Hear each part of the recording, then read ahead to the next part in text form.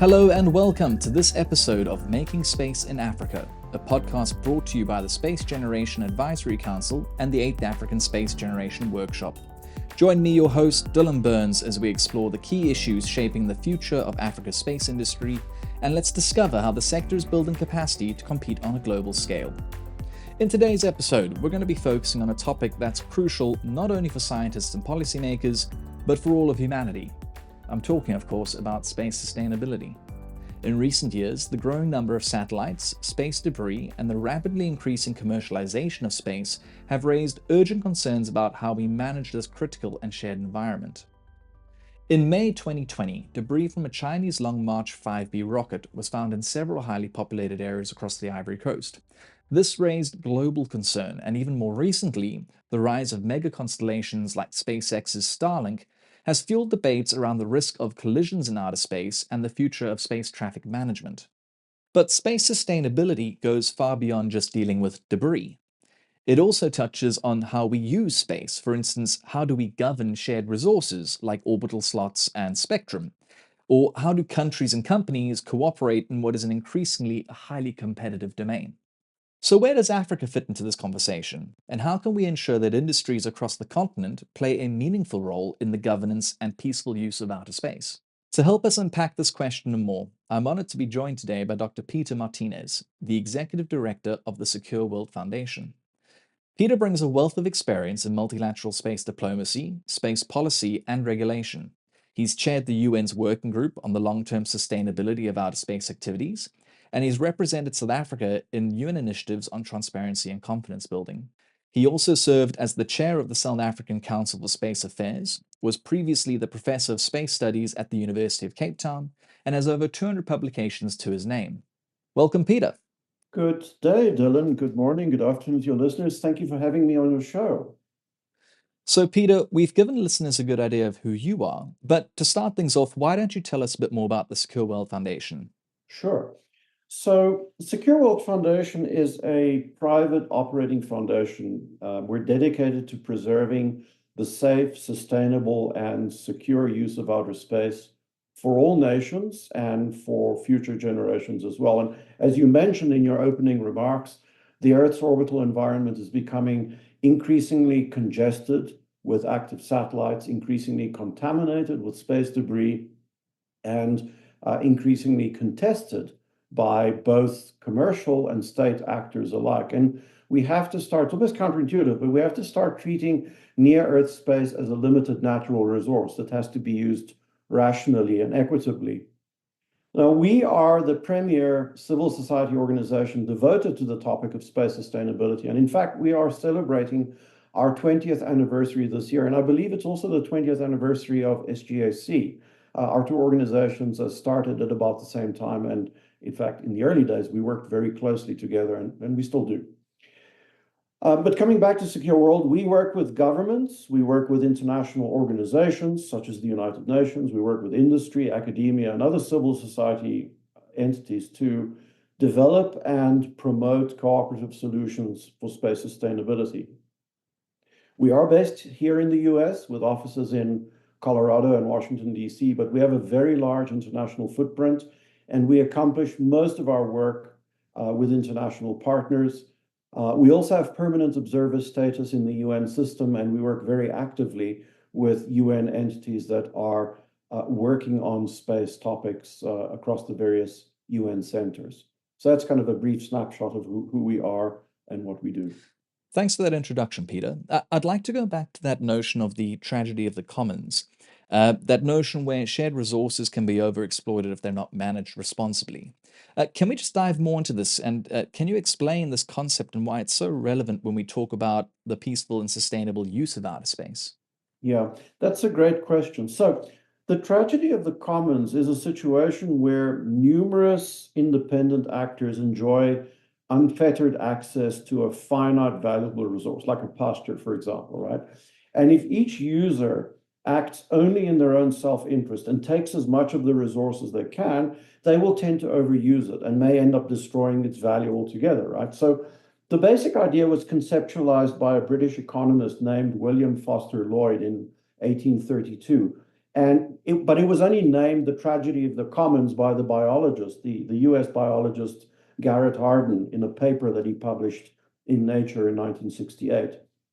So applying this concept to the space domain, what it means is that if space actors use space without regard for the effect of their actions on others, their actions or behaviors, it could eventually render certain orbits unusable for everybody. And let me explain this by using an analogy. So imagine that you as a driver were to take your car out on the N1 and you drive down the freeway until you either run out of gas or the car breaks down, right? And at that point, you get out of your car and you just abandon it there on the freeway. Well, if you only you did it, it would be a nuisance to other motorists. They would kind of weave around and avoid your car, and it wouldn't be too bad.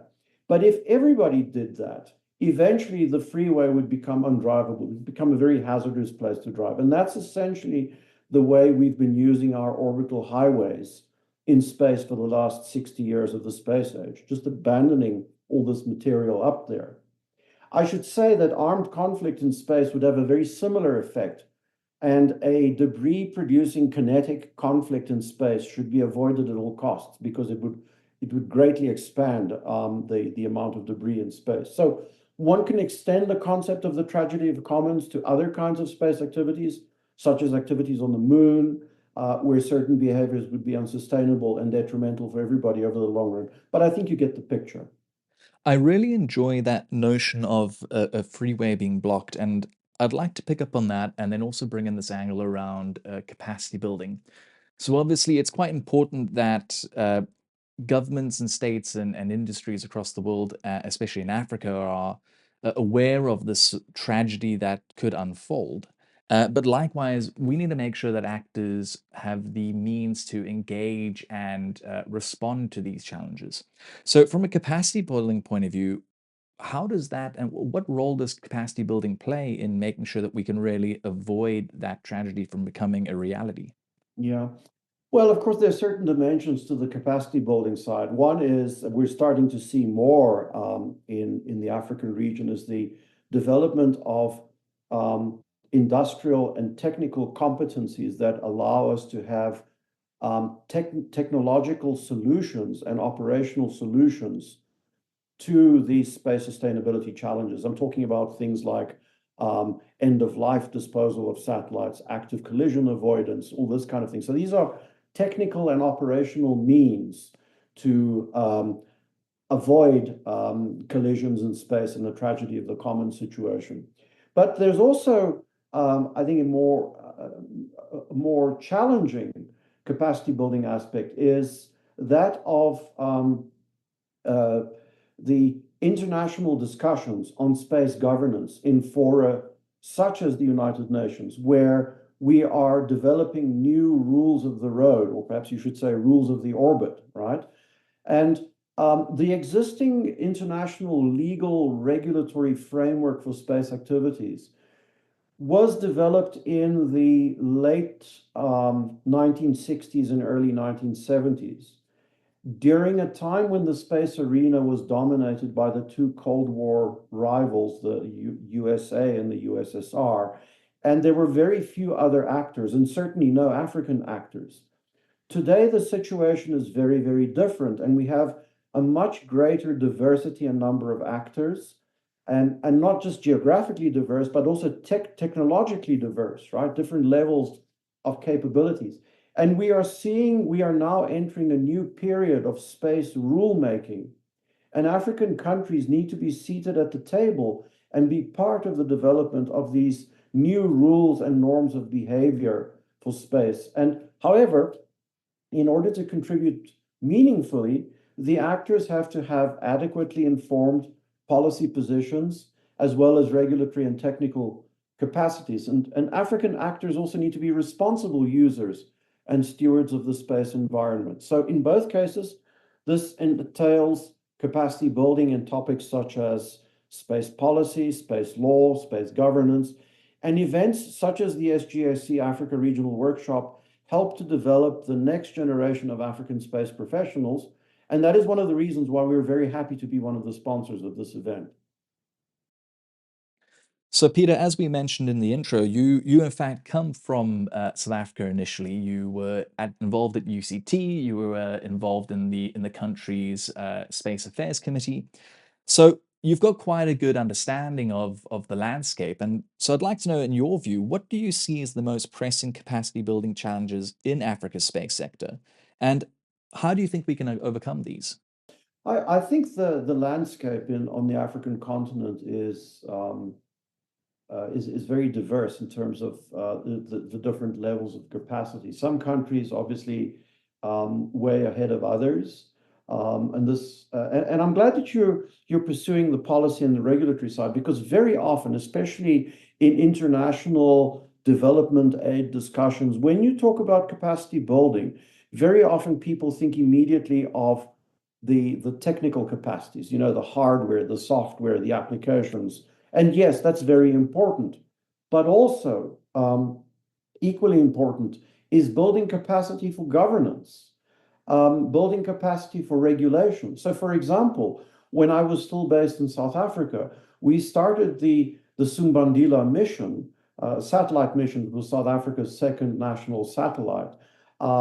It wasn't a very large satellite as satellites go, but the important value of that satellite wasn't so much in what its technical capabilities were, but in the sense that it helped us to develop our government and regulatory capacity for space activities. It exposed us, our government and regulatory agencies, to all the aspects of running a space program. And I think this is an area that needs major attention on the African continent, because, as you mentioned, the commercial sector is becoming more active around the world. And it's not only African companies, it's international companies that are setting up operations in Africa. And so African governments, in terms of international law, are internationally responsible for the activities of these commercial actors. And so they need to build up their capacity for the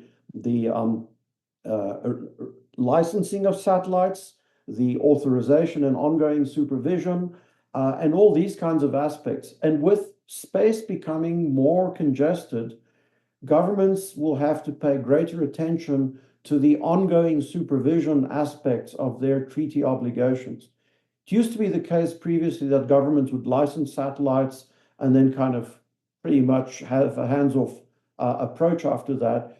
But with space nowadays getting so crowded, governments will have to follow the progress of their licensees' satellite activities much more closely and ensure things like post-mission disposal and so on. So those are the challenges. As Secure World, we are producing resources and engaging multi-stakeholder dialogues to help emerging space actors to build their capacity.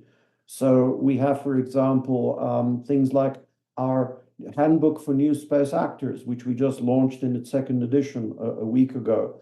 That is available in English and French for the Anglophone and Francophone countries. We have resources on the UN Committee on the Peaceful Uses of Outer Space that allow African countries to engage in that committee with some kind of better informed basis. So those are just some examples of what we see as the challenges and what we're doing to address them. And I would just like to say that we are happy to engage with young space professionals. We think that the young space professionals are the future of the space arena and space governance. And we encourage the listeners to follow us on our website and social media channels to stay abreast of our initiatives and to find out about opportunities for engagement with Secure World. And thanks again for having me on your show.